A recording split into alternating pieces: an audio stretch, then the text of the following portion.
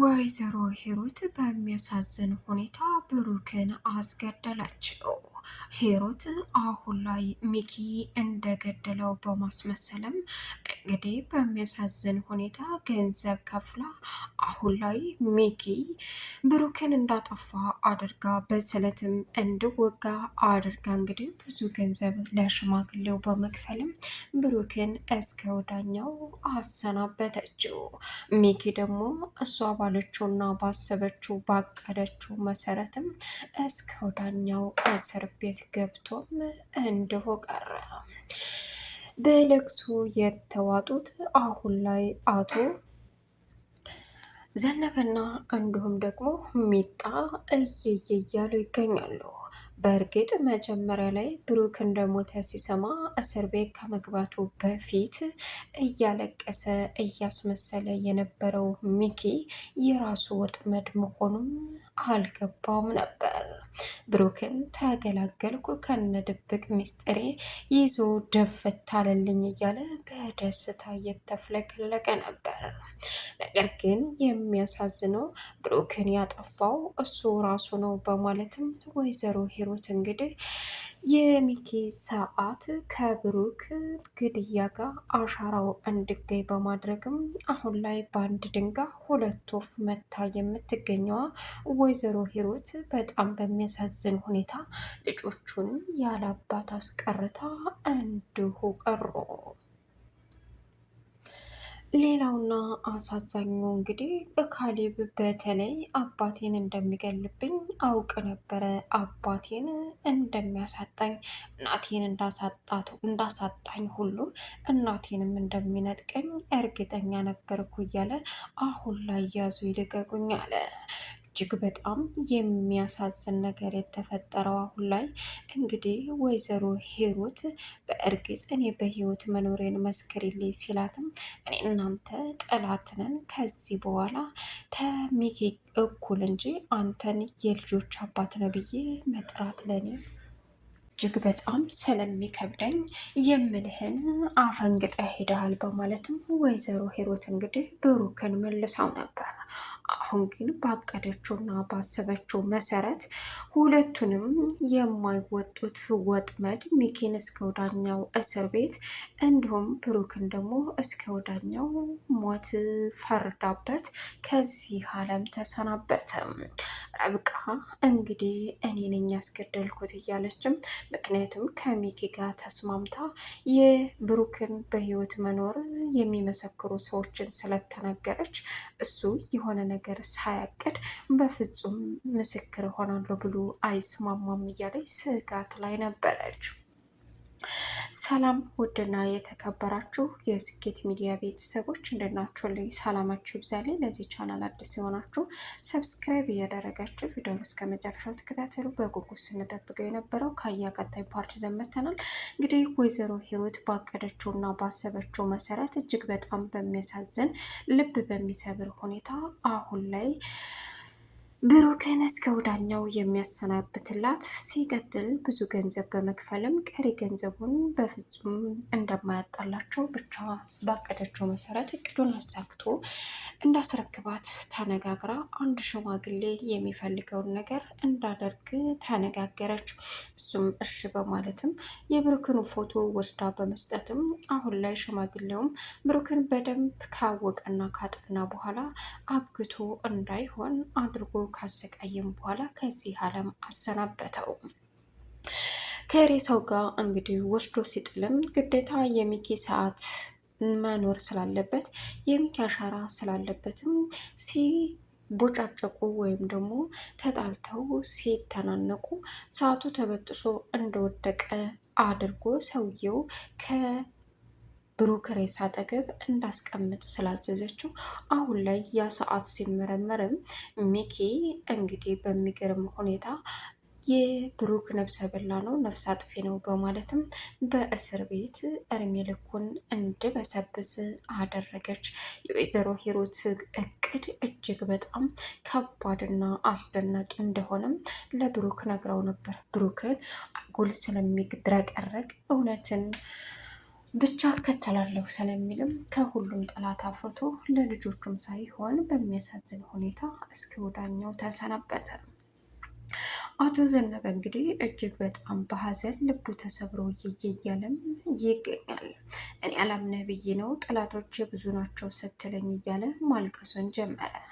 እንዲሁም ደግሞ ረብቃ አሁን ላይ ሚኪ አንድ የሚያስፈራ ቪዲዮ ስለያዘባት ያንን ቪዲዮ ምን ማድረግ እንዳለባት እንኳ ግራ ተጋብታ አሁን የብሩክን በህይወት በነፍስ መኖሩ የሚመሰክሩ ሰዎችን ተናገሬ አልበለዛ ይህንን ቪዲዮ ለብዙ ሰው እለቀዋለሁ እያለ እንግዲህ ይህንን እያስፈራራት አልበለዛ ሲላትም እሷም ሳትወድ በግዷ ለብሩክ የሚመሰክሩ ሰዎችን እና እንዲሁም ደግሞ ወደፊት ምን ማድረግ እንዳለበት ብሩክ ምን እንዳሰበ ስለ እህቱም ስለ ሁሉም ነገር ጠይቃት።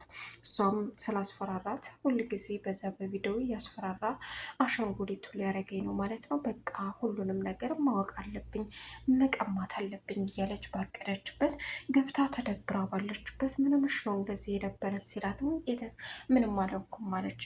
አባትየውም ሲጠይቋት አባዬ ምንም አልሆንኩም ስትል ብሩኬ ምን አሰብክ ሲባልም ምስክር አጥቻለሁ ሲልም ሚኪን ልጠይቀው አለ አቶ ዘነበ።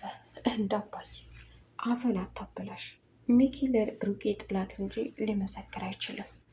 አይ እኔማ ጠይቄው የሚለኝን እሰማለሁ ሲልም አይ እንደዛ አይሆንም ጋሽ፣ ለእኔ እኮ ጥላት ነው፣ ምን አስበህ ነው አለው።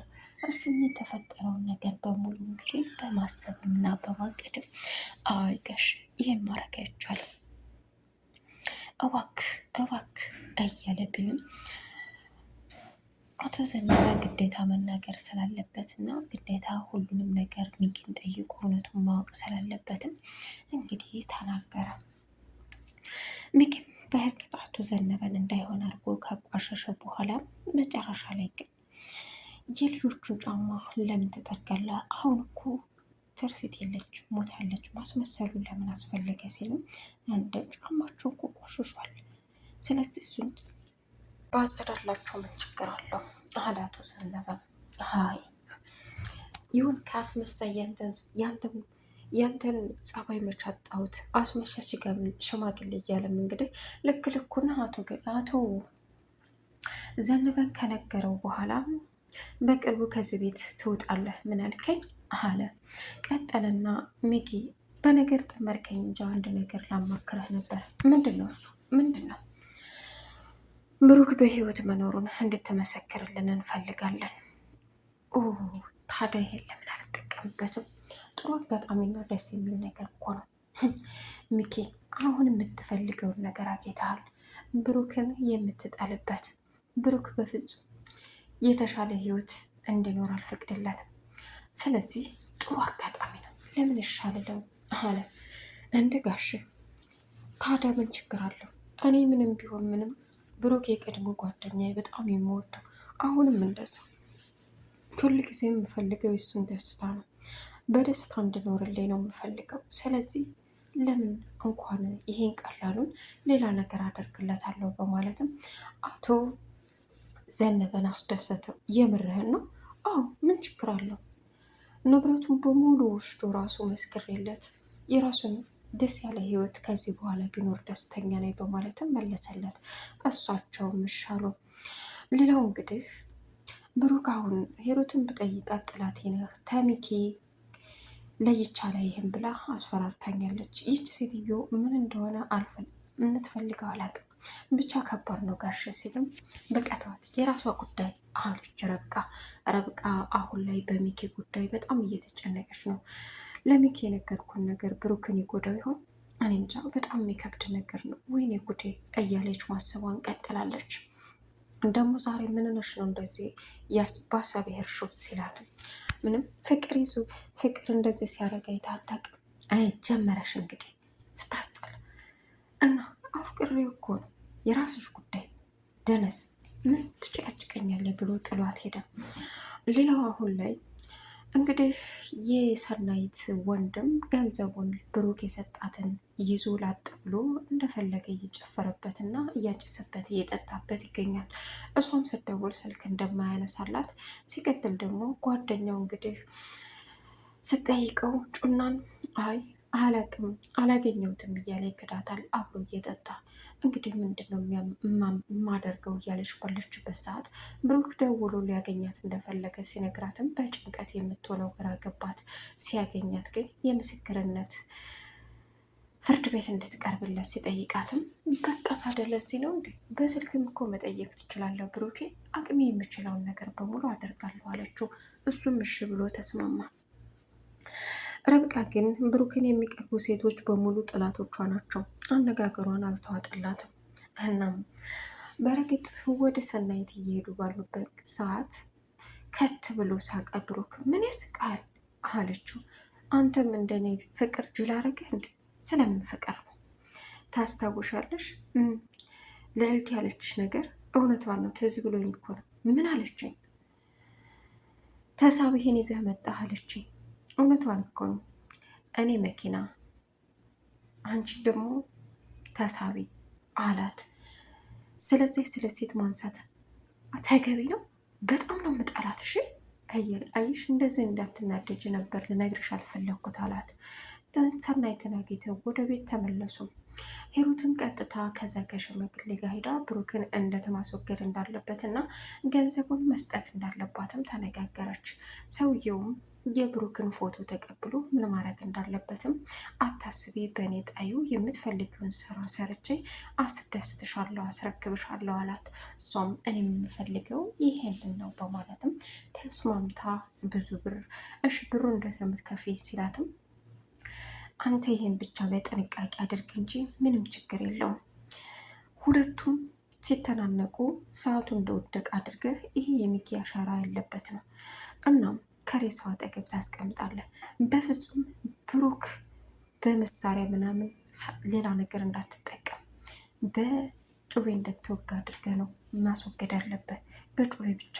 ከዛ ውጭ ላለው ነገር በቃ የሚኪ አሻራ ይመራመራል፣ ሬሳው ላይ ሰዓቱ ይገኛል በቃ አለችው። እሱም እሺ አላት። ገንዘቡ ይሄ ለአንዳንድ ነገር የሆነ ሰርተ ስጨርስ ደግሞ በምትፈልገው ከምጠብቀው በላይ እከፍልሃለሁ ብላ ተስማምታ ወደ ቤት መጣችው።